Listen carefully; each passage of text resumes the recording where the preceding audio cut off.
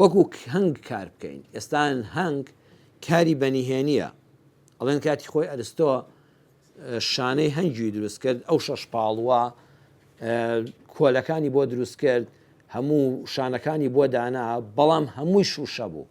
یعنی هەر هەنگێک بچویان ناو کونەکەی خۆیەوە، ناو ئەو پورەیە خۆیەوە، هەموو خەڵک لە دەرەوە چاوی لێ بوو.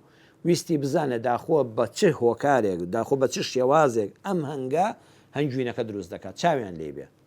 ئەڵێ سوبحان الله یەک هەنگێک نەچووە ناو ئەو شوێنانەوە، نەچووە ناویەوە، هەر هەموو شوێنەکەیان بەجێ هێرش چونکە نادیارە. بۆ ێسەیەکی هەنگ لەکوێدا هێلانە دروست دەکات، لەکوێ شانەکانی دادەنێ، لە قەڵشی شاخا دایدەنێ، لە کلۆری دارێکا کە زۆر بە زەحمەت دەدۆزرێتەوە، زۆر بە زەحمەت دەدۆزرێتەوە. ئێمە ئەوە تا دەچین لە قوڕ بۆی دروست دەکەین، لە دار بۆی دروست دەکەین، بۆ ئەوەی ئەو هەنگە بەو نادیاریە لە شوێنی خۆیان دایدەنێ.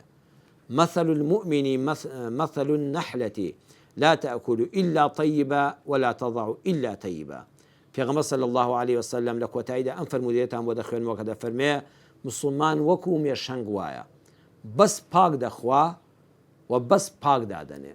یعنی شتی پاک نەبێ، شتی نایخوا، شتی پیس ناخوا، و ئەوەش کە دایدەنێ شیفایە، پاکە، خۆشترین خواردنە. ئیمام ابن القەیم دەفەرمێ هەنگ کاری پەنهان و تۆکمەیە، هەم پەنهان بە پەنهانی کار دەکات، نایڵێت تۆ چاو لێ بێ. ئەرستۆ کە شوشەکەی بۆدانە لە لاو شوشەیە هەنگوینی دروست نەکرد، بێ شوێنەکەی پەنهان بێ، هەمووها زۆر بە تۆکمەی و بە مەزبوطیش دەیکە. ئەمە پێی دەوترێ ئیخلاص. کەواتە الإخلاص أن لا تطلب على عملك شاهدا غير الله ولا مجازيا سواه. إخلاص ئەوەیە داوای پاداش لە کەسێک نەکەی غەیری الله، و هەروەها چاوی کەس نەبینی بەسەر خۆتەوە غەیری الله. داواکانم لە خوای پەروەردگار کەوا کارەکانمان ڕێک و پێک بێ وەکو هەنگ شاژنی هەیە و هەموو ئەندامەکانی کار دەکەن، بەڵام شاژن فەرمانیان بەسەرا ناکە، وڵێ تۆ دەبێت بەس ئەمە بخۆی، تۆ بەس لەم شوێنە کار بکەیت، تۆ بەس ئەمە لەوێ دانەی.